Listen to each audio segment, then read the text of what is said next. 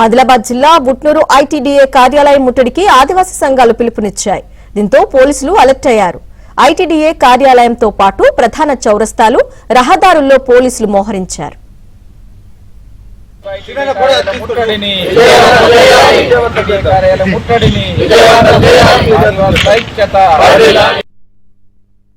ఉట్నూరులోని విద్య, వ్యాపార, వాణిజ్య సంస్థలు మూతపడ్డాయి.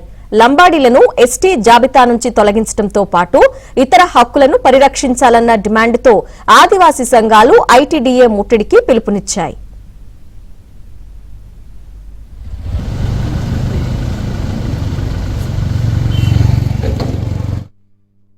24 తారీఖు నాడు ఉట్నూరు ఐటీడీఏ కార్యాలయాన్ని ఆదివాసీ హక్కుల పోరాట సమితి తుడుందెబ్బ మరియు కుల సంఘాలు, ఆదివాసీ ప్రజా సంఘాల ఆధ్వర్యంలో ముట్టడి చేయడం జరుగుతున్నది. ప్రధానంగా చట్టబద్ధత లేనటువంటి లంబాడాలను ఎస్టీ జాబితాను తొలగించాలని డిమాండ్ చేస్తూ దానికోసం కమిషన్ వేయాలని, ఏదైతే సుప్రీంకోర్టులో 170 చట్టాన్ని సవరించాలని కేసు వేసినటువంటి గిరిజనేతరులపైన చర్యలు తీసుకొని ఆదివాసీల పక్షాన తెలంగాణ రాష్ట్ర ప్రభుత్వమే పిటిషన్ వేయాలి.